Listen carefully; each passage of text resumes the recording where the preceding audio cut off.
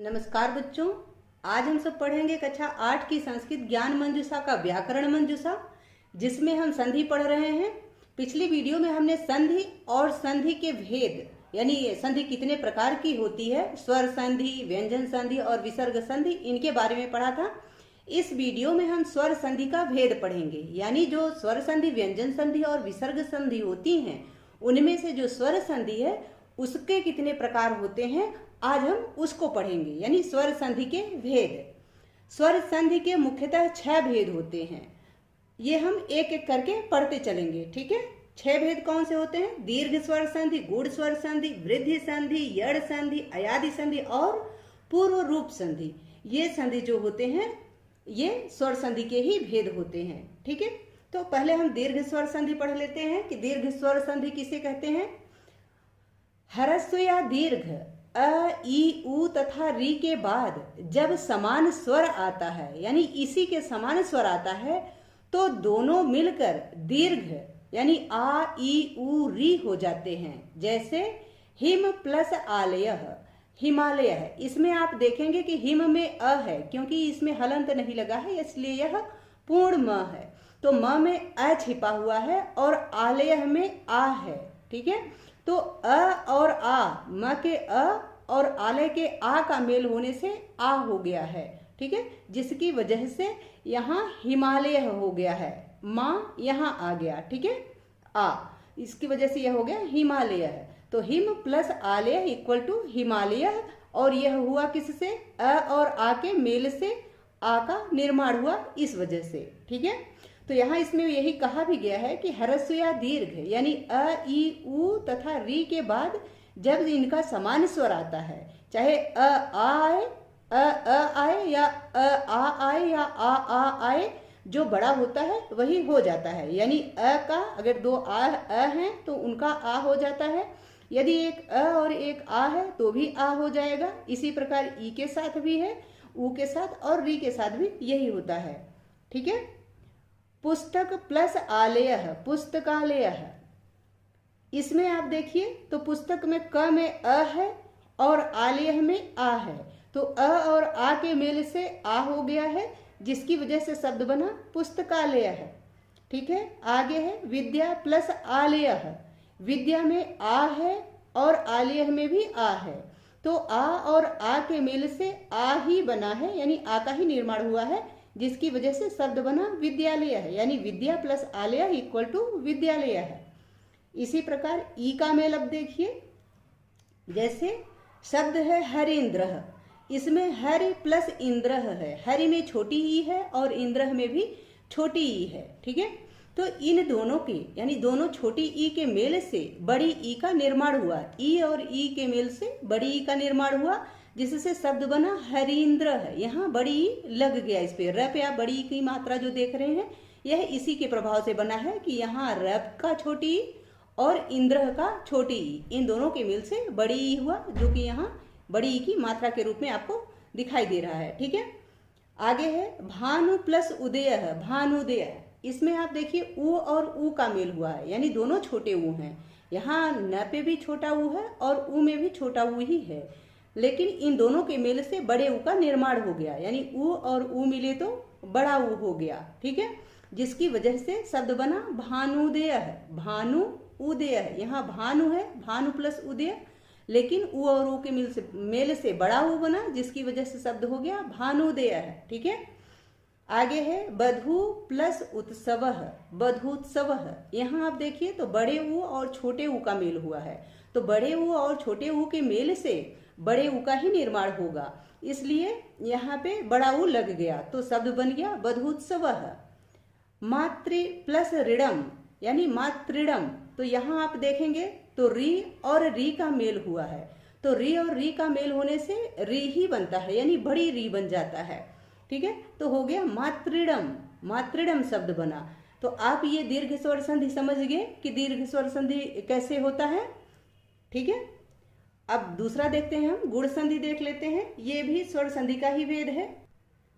गुण स्वर संधि, गुण स्वर संधि में क्या होता है कि जब अ और आ के बाद ह्रस्व या दीर्घ ई, उ, री तथा री आते हैं, तो दोनों मिलकर गुण यानी ए ओ अर तथा अल हो जाते हैं। जैसे आप इसको देखिए, अ आ, इनके बाद यदि कोई छोटा या बड़ा ह्रस्व या दीर्घ का मतलब होता है छोटा या बड़ा, चाहे छोटी ही आए, छोटा ऊ, छोटी री आए, कुछ भी आए, तो इनके स्थान पर ए ओ अर या अल हो जाते हैं। ठीक है, जैसे उदाहरण है नर प्लस इंद्र है, नरेंद्र है, तो ये ए कैसे हुआ, इसका नर का अ और इंद्र का ई, इनके मेल से ए का निर्माण हुआ, अ और ई के मेल से ए का निर्माण हुआ, जिससे शब्द बना नरेंद्र है। रमा प्लस ईसह, रमेशह, तो यहाँ देखिए रमा का आ और ईसह का ई, इनके मेल से शब्द बना ए, आ और ई के मेल से क्या बना, ए बना, जिसकी वजह से शब्द हो गया रमेशह। पर प्लस उपकार है इक्वल टू परोपकार है, इसमें आप देखेंगे अ और उ का मेल हुआ है, र का अ और उ का उ, इसको आप समझिए क्योंकि ये पूरा र है, इसमें हलंत नहीं लगा है, इसलिए ये अ के साथ है। यदि इसमें हलंत लगा होता तो ये अ के साथ नहीं होता, क्योंकि व्यंजन हमेशा अ के साथ होते हैं, यानी स्वरों के साथ ही बोले जाते हैं, तो इसमें स्वर लगा हुआ है, इसीलिए ये र का अ, जब हम र का उच्चारण करते हैं तो उसमें अ आता है ना, इसी वजह से ये स्वर लगा हुआ है अ। तो र का अ और उपकारह का उ दोनों मिलकर क्या बन गए, ओ बन गए, जिसकी वजह से यहाँ शब्द बन गया परोपकारः। ठीक है, आगे है होलिका प्लस उत्सव, तो आप देखिए होलिका में आ है, का आ, तो आ है प्लस उ, आ और उ के मेल से क्या बन गया, ओ, आ और उ के मेल से ओ का निर्माण हुआ, जिससे शब्द बना होलिकोत्सव। ये ओ की मात्रा जो लगी है ये आ और उ के मेल से बनने के बाद ही लगी है। ठीक है, महा प्लस ऋषि है यानी महर्षि है, महर्षि का निर्माण कैसे हुआ, महा का आ लग गया, री का री हो गया, ऋषि का री, तो आ और री के निर्माण से अर का निर्माण हुआ। अब यहाँ देखिए र जो है ये इसमें हलंत लगा हुआ है, इसलिए ये आधा र है, इसीलिए यहाँ उड़ंतुआ र, ऊपर का रेफ का र लगा हुआ है। ठीक है, तो शब्द बन गया महर्षि, आ और री के मेल से क्या बना, अर बन गया, और जिसकी वजह से यहाँ शब्द बना महर्षि।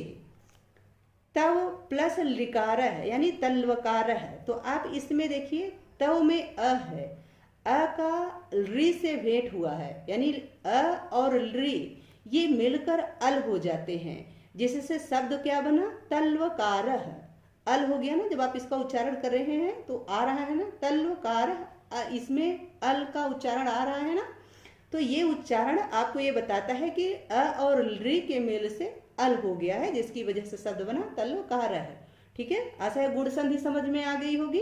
अब हम वृद्धि स्वर संधि पढ़ेंगे, यह भी स्वर संधि का ही भेद है।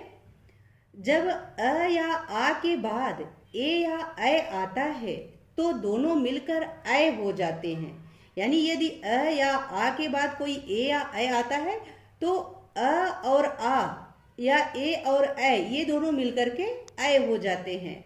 ठीक उसी प्रकार जब अ या आ के बाद ओ या औ आता है तो दोनों मिलकर अ हो जाते हैं, यानी चाहे ओ आए अ या आ के बाद या फिर अ आए, दोनों मिलकर के ओ या अ कुछ भी आए वो दोनों मिलकर के अ ही होंगे, यानी बड़ा अ ही होंगे।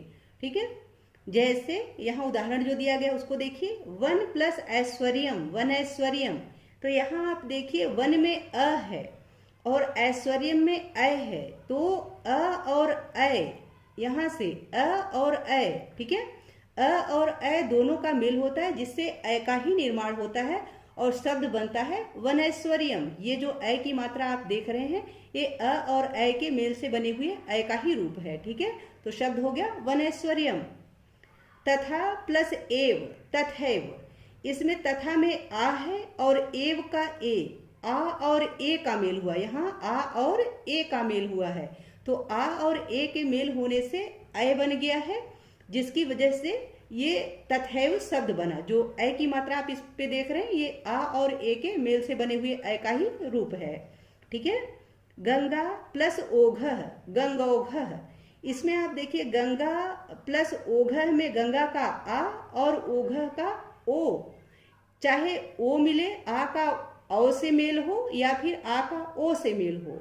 ठीक है, यहाँ औ दिया गया है, यहाँ ओ भी हो सकता है, जैसे ऑब्लिक होता है ना स्लैश, तो ओ भी लिख सकते हैं आप कि यहाँ आ प्लस ओ औ, ये दो स्लैश औ, ये दोनों मिल करके औ का ही निर्माण करेंगे। ठीक है, तो यहाँ अगर ओ लिखा होता तो भी सही था कि आ प्लस ओ इक्वल टू औ, अगर आ प्लस औ लिखा है तो भी सही है, आ प्लस औ भी औ ही होगा। ठीक है, तो इसी से यहाँ शब्द बन गया गंगौघः। आ और ओ के मेल से ही, चाहे आ और ओ का मेल हो या फिर आ और औ का मेल हो। ठीक है, आगे है महा प्लस औषधि इक्वल टू महौषधि। तो इसमें आ है, महा का आ और औषधि का चाहे ओ हो या फिर औ हो, यहाँ स्लैश रहेगा। ठीक है, अगर आप यहाँ ओ लिखना चाहते हैं तो ओ भी लिख सकते हैं, ओ स्लैश औ इक्वल टू औ। ठीक है, लेकिन शब्द बनेगा महौषधि।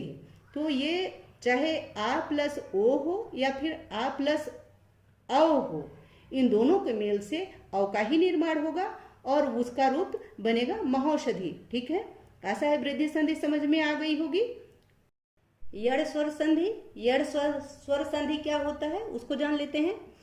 यड़ स्वर संधि में जब ह्रस्व या दीर्घ ई उ री तथा री के बाद कोई भी स्वर आता है तब ई का य हो जाता है, उ का व हो जाता है, री का र हो जाता है तथा री का ल हो जाता है। जैसे इति प्लस आदि है, इत्यादि है।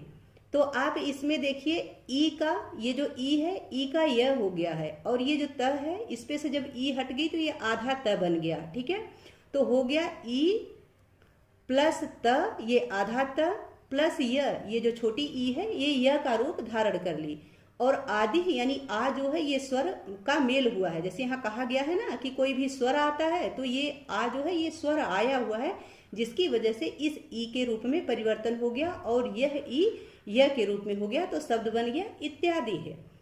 सु प्लस आगतम स्वागतम, इसमें देखिए सु का उ जो है यह उ का क्या हो जाता है, तो उ का व बन जाता है।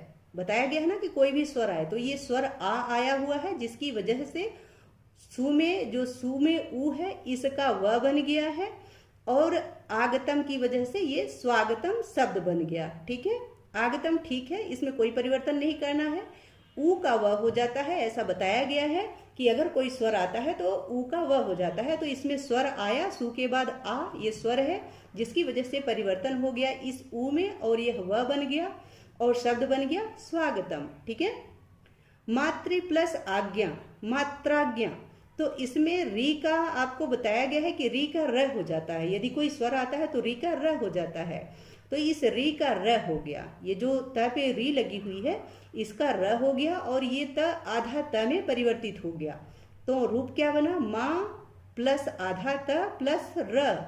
ठीक है, और ये आज्ञा, ये जो स्वर आगत हुआ है, ये जो आया हुआ स्वर है जिसकी वजह से ये रूप का परिवर्तन हुआ कि स्वर आने से री का र हो गया, इसी वजह से शब्द बना मात्राज्ञा। ठीक है, री है, री में री प्लस अकार इक्वल टू लकार, तो आप इसमें देखिए जो री है री का क्या हो जाता है, ल हो जाता है। कि क्यों, क्योंकि स्वर आया हुआ है, अकार में जो अ स्वर आया है इसकी वजह से ये री का रूप बदल गया, री का र हो गया, और अकार है क्योंकि स्वर आने की वजह से है, इस वजह से शब्द क्या बना, लकार है। ठीक है, आशा है कि यड़ संधि समझ में आ गई होगी। यदि समझ में न आए तो बताइएगा कि किस प्रकार से हम समझाएं कि आपको समझ में आ जाए। ठीक है, कमेंट बॉक्स में जरूर लिखिएगा, हम और भी अच्छे तरीके से समझाने का प्रयास करेंगे, कुछ और उदाहरण आपको इसके बारे में दिखाएंगे। ठीक है, आगे हम अयादि संधि देख लेते हैं कि अयादि संधि में क्या होता है। अयादि संधि ये भी स्वर संधि का ही रूप है, भेद है। जब ए ऐ ओ तथा औ के बाद, ध्यान से सुनिएगा, ए ऐ ओ औ के बाद कोई भी स्वर आता है, स्वर यानी अ आ ई उ कुछ भी, तब ए का ऐ का आय, ओ का औ तथा औ का आव हो जाता है। ध्यान से, ए ऐ ओ औ के बाद कोई भी स्वर आता है तो ए का ऐ का आय, ओ का औ तथा औ का आव हो जाता है। जैसे ने प्लस अनम, और शब्द क्या है, नयनम। तो ने देखिए ए के बाद ये स्वर आया है अनम का अ, ठीक है, जिसकी वजह से ए का अय हो गया। ये जो ने पे ए की मात्रा है इसका अय हो गया। तो शब्द क्या बना, ये न अब आधा या हो न हो गया, तो ये हो गया न प्लस अय प्लस अन, अनम का अन। तो शब्द क्या बना, नयनम। तो जब आप इसको पढ़ेंगे तो देखिए अय का इसमें उच्चारण हो रहा है, नयनम में अय का उच्चारण हो रहा है, नयनम, ठीक है। नय प्लस अकह, नायकह। तो इसमें क्या है, नय का अय का क्या हो जाता है, आय हो जाता है। बताया गया है ना कि अय का आय हो जाता है। तो अय का आय हो गया, ठीक है। ये नय था, अब ये आधा न बचा हुआ है, यहाँ का देखिएगा, यहाँ नय का आधा न बचा हुआ है और इसके अय का आय हो गया है। और अकह जो कि ये स्वर आया हुआ है अ, इसकी वजह से ये अकह ही है। तो शब्द क्या बना, नायकह। नायकह, नायकह जब हम बोलते हैं तो उसमें आय आता है उच्चारण में, नायकह, ठीक है। आगे है पो प्लस अनह, पवनह। इसमें आप देखिए ओ का अव हो गया है, पो में जो ओ है इसका अव हो गया है और ये प आधा प बन गया है। और अनह ये शब्द है जो इस स्वर आया हुआ है, ठीक है, इसकी वजह से ये भेद हुआ है और शब्द बना पवनह। बात समझ में आ रही है ना। पो में ओ है, ओ का अव हो गया है, ठीक है, क्योंकि ये स्वर आया हुआ है अनह में अ, इसी वजह से ये अव हुआ है और शब्द हो गया पवनह। आगे है पव प्लस अकह, पावकह। इसमें क्या है, अव का आव हो गया है और क्योंकि यहाँ अकह में अ स्वर आया हुआ है जिसकी वजह से अव का आव हो गया है और प्लस अकह। तो शब्द क्या हो गया, पावकह, ठीक है। आशा है आदि संधि समझ में आ गई होगी, ठीक है। आगे हम पूर्व रूप संधि पढ़ लेते हैं। पूर्व रूप संधि यह स्वर संधि का अंतिम भेद है, छठा पूर्व रूप संधि। इसमें क्या होता है कि जब शब्द के अंत में विद्यमान ए या ओ के बाद अ आता है तो अ के स्थान में अवग्रह का चिन्ह, ये जो चिन्ह आपको यश की तरह दिखाई देता है इसको अवग्रह का चिन्ह कहते हैं। संस्कृत में आप हर जगह देखते हैं ना इस चिन्ह को, जैसे आयाम को अपि वगैरह वगैरह में रहता है, तो इस चिन्ह को अवग्रह चिन्ह कहते हैं और ये चिन्ह हो जाता है अ के स्थान पर, ठीक है। ए या ओ के बाद यदि अ आता है तो अ के स्थान पर अवग्रह का चिन्ह हो जाता है। जैसे नगरे प्लस अस्मिन, यहाँ नगरे में ए आया है, ए के बाद यहाँ अ आया है जिसकी वजह से अ के स्थान पर ये अवग्रह का चिन्ह हो गया है, ठीक है। तो शब्द क्या बन गया, नगरे अस्मिन, ठीक है, नगरे अस्मिन। यहाँ नगरे अस्मिन पूरा इस तरह से लिखा गया है, नगरे प्लस अस्मिन, और यहाँ क्या हो गया, नगरेस्मिन, ठीक है। को प्लस अपि, को अपि, ठीक है। यहाँ देखिए ओ आया है, ओ के बाद क्या क्या आया है, यहाँ अ आया है जिसकी वजह से अ आने की वजह से इस अ का क्या हो गया, अवग्रह चिन्ह हो गया, तो हो गया को अपि, ठीक है। आशा है पूर्व रूप संधि समझ में आ गई होगी। ऐसे ही रहते हैं और भी उदाहरण यदि आपको चाहिए तो आप बताइएगा, हम आपको इसका कलेक्शन दे देंगे। कतिपय अन्य उदाहरण, कुछ और भी उदाहरण यहाँ दिए गए हैं जो हम आपको दिखा देते हैं, आप उसको भी देख लीजिए।